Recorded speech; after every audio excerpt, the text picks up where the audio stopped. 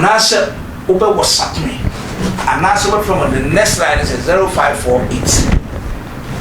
30 29 85 anasa ube from 0543 41 91 60 ni nyina friend ma mfa me pacho jame message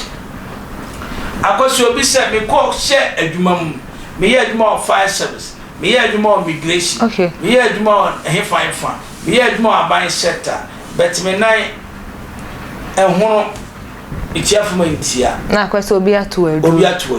me pacho friend me na ebe bia ma ofrodi focus ntwa ebe dane ama apas na obi me mpisa o obi ekope ade bi na nipa nankase nipa boni ni osanso de kodi boni a ebeba wudi kodi boni se wudi di boni anya duma okay se metra man se boni ni de bi edi papa on sa boni we fo adoso edi pa we wudi se 34 de fra yi amri ya yi amri ya yi ade ntia aha ye butu ada wi ni ebedi a we wu chane bie se mo no won ya mama ni mana ni wi anu ko si ba be se mo ni pie ba bebre na yi no so ba ni pa peyi na se etitiru apo na e bonsa wa na so na so na edikedi se mo na mo ye ni boka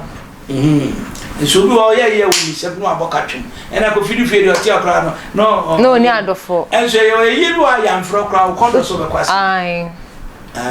esa mamre wo ho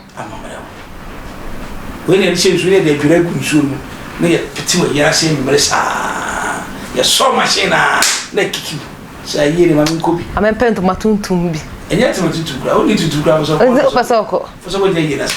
wanu ma o so abonsa wa babonso okay ya ade we ya ma bibire mi sini timi kan nyina nne because nyama ade we ye no obi ti ase obi sa ade na papa nko ade ba ko pose ye we baby Attention betla no bi ne wabeda Attention betla no bi achi nsɛmsika obi e baifo ade we ukita o mewo okay nani we ene ahamba bi efra tutumika kɔhwepo onim sa aba ko da bi o awale hu tutumika kɔhwepo aha tese tutumika kɔhwe ya aba ni dinu efra tutumika kɔhwepo eno ene hire okay o ti ade bi di hye aba ni hire ni bonopo o de fatu fi ba bia ba ifo bia soso bi wura ana ko afa bi fie o semse eni nku na fa fie ba ifo bia hira wo suru akwara ketekete ya wo no we ne de bono ban we ne de bono ban so bi ntimi nsai no obi be tia akwara na wo ntimi sori ntia no tia akwara no o wudi abra ebe bounce back to you okay eno so kwa wa ya fa so de ye no ne dia fra kwara ni nkubi ne ne yama bi de de sra no a de kwara so de an fanto abonte ne ne sra kwara no kwara ni nsam ntumi ni sure de ba ntumi nye nso bi wakɔ ne ya kwara fo na ne sase no de ahye ne nsam akwa o giri nshira akɔ okay ntu ya sa pe na de mo na bo wo su spiritually na enya agro no ni akola ni de bi o giri nshira ti bo se mo tse ho bibia ka o to twe na ka won fimu twi bi se fa wati na wa yu nsenti ade na akɔde afi akwara so ntumi nye okay ntumi okay enti spiritually no onyame sunsun onyame de ma ye no eno na odi focus ntwi ba bi amakofa bani wa wodi betinye no wo de frame na ma na bra so papa bu ade we ne mu anim na be no nyina ntra se sunsun ade na amuani mpie na wankasa hwese sitie yenni Ghana for nyame ade bi o ye bia mfa so so okay but yenni ni ye fi se wa ye keke we what brano sna nyama nkoye ma odi we tuja mu a na wo hye no a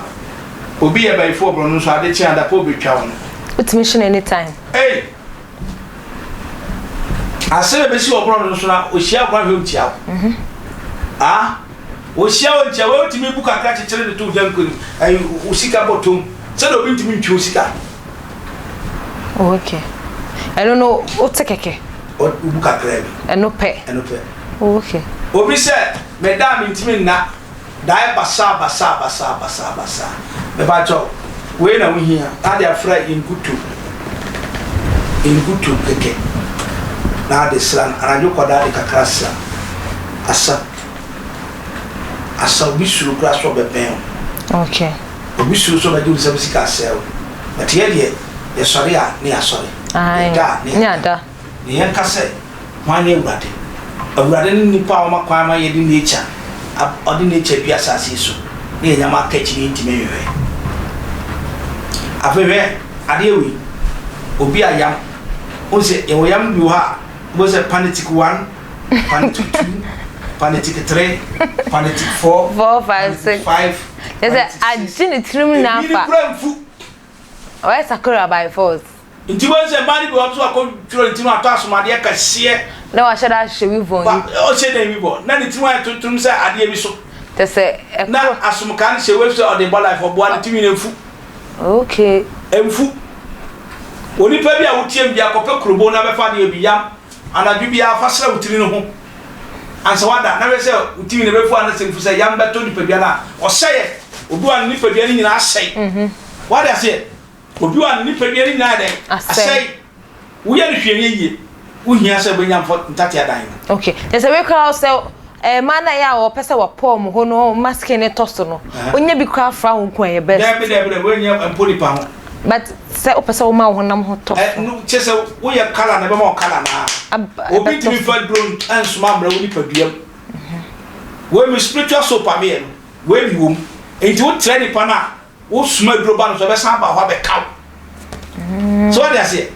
just back to the center mo anu kra wo nam wiase keke debi na no fusan tache ni nyame ye no mo wo keke ana yakopon nya ba bi fo nguro do mbai ana omo kaya ye ku omo sa no I saw a come on, say, oh, no, but my baby. Oh, sounds over cow. Yes, I couldn't. And you could not, wouldn't you tell a coon? So, what the atu? Aye. Ah,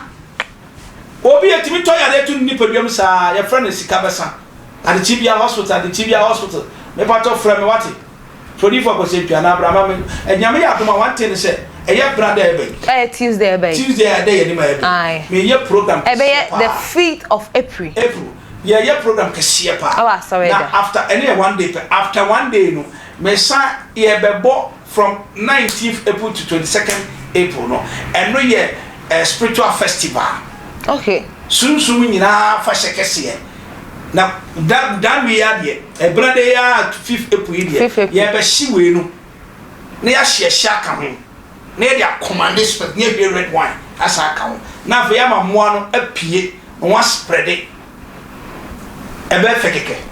Now, you say, Mamma attention before be Chanaka, net your phone out of when you are share 2 year a day, a walk. Never at yes, I see so. So,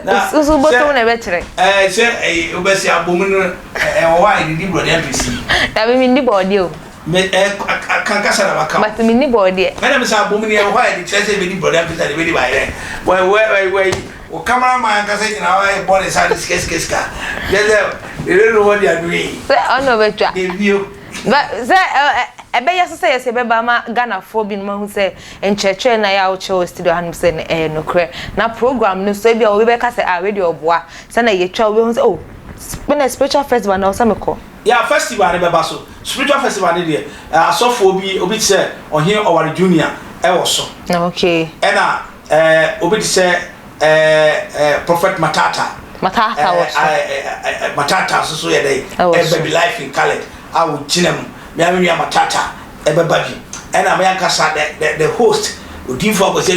Eric, Memet and Aswa, be China and As John the Baptist, May Bokwine, Nama found with by a festival, a 4 days and a Quasiano, and he be near the college near yes, our festival. Okay, first day, a red color, second day, a black, the third day, a yellow,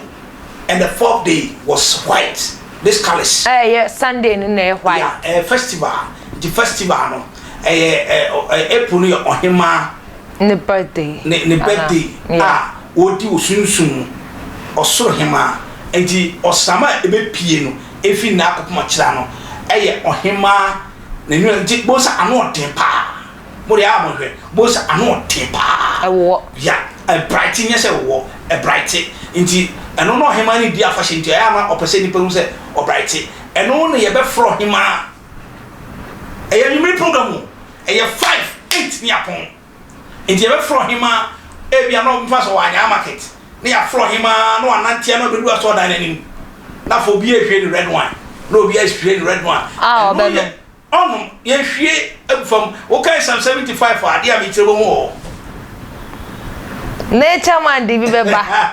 we the return of nature man eti wa say eno ye be fro hima eye bosome no oyo bawo ne ya friend ano anantia se bi wanya market ye hwie red wine na no oba to be ba bedu aso dan to bedu a me na me de red wine e friend nti bi obi aba ni ready no obi esu a afi wa bedu na so obi ankasa no hwie nti ne a sika nyina ne sika begina ne yare han ne yare ko ne o twafo na free oko nyama kase ne besi nti yes spiritual festival baso life in Cali nti tip na me de ama no na brothers class so ye launch festival no tip ne kwa me ho adwuru brother ne sa asofo baba nyina obi e be kasa wo so asofo baba nyina obi aba be kasa wo so obi aba be kasa na one thing is say attention TV me wo say wasofo a eba so nyina e authentic nti ne pese sa asofo no ebi ba bia te say enwom to be koso nyama kase sada no a spiritual festival kase o e ya fasha ye di osunsun ye ne ohima kwen ohima openisuo a ohima kase a wodi ni ba woda e osunsun nti no no anso di na woda no nti obama bosome na bright e ye fu okay fe nti eno na ye bedie afahye no na ade da hoyi me kase bia che ohumadiru ye ne be fre sunsun na dem sum ne ye si obi so na nipa de saya ye ewa solidem ho life in Cali nipa no mo ne be swane keka na se den se mu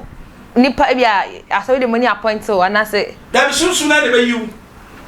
me ni question be point sunsun na be yu tira me se akebe se mu ba be twa sunsun na be yu nipa no Tuesday enye da bi festival ni mu no enti afei sunsun na be yu nipa sunsun ni tira me se Tuesday we dey on the 5th April dey launching Emma festival no na no kra ni e be si wo ho na e be si no eso enti eno no ye odifo ma yesu ni nyina wie na ma yesu nyima nyina wie no na afei bibie ekoso wo ana sunsun na piki obi ona ye fanso nso ana ofanya yaksa enti won se nia ne ba bia ne ya o de se hyesom de to ho pa na ko ka na ko pa na ko pa na ko enti sunsun no nature ebe ya djuma sada no so festival ni mo a omo pese obunya adom ana omo adom a ye bebie so ma omo hu ade se no difo me tia me hu ade no sada no so bebie bebre ani okay sada ni tu bebre nti wo ya ade no otun sambo se pa bo se ho hyew nti mi se me tie se a wo tie se me bo kitu a bia wo ni pedua ba hyew bo se eho aye kokko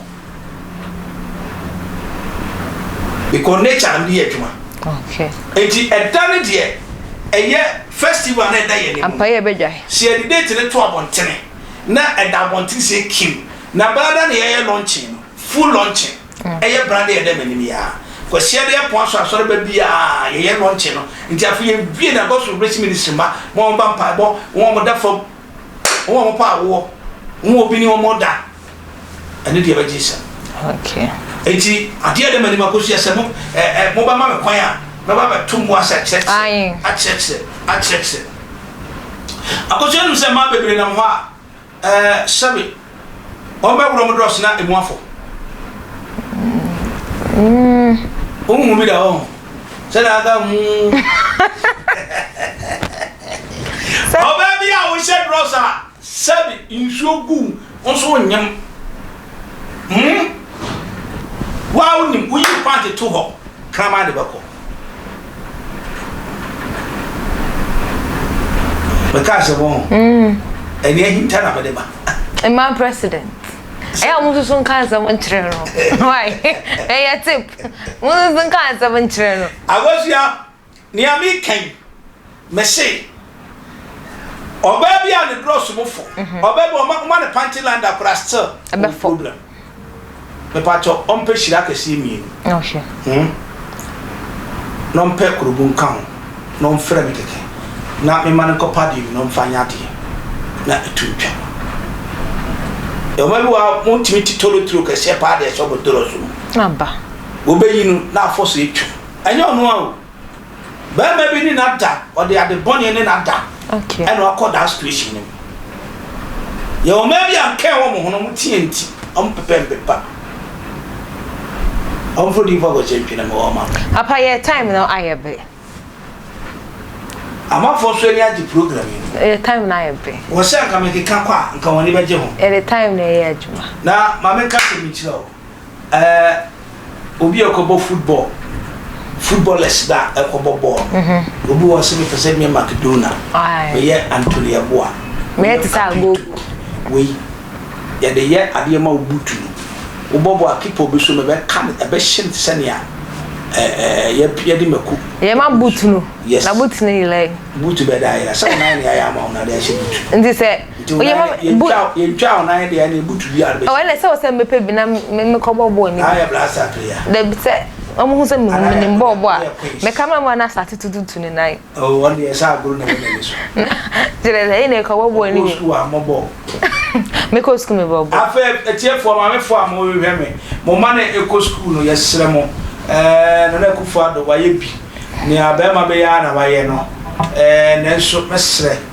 about time for na mo ma ku school no mesre mo ma no ho ban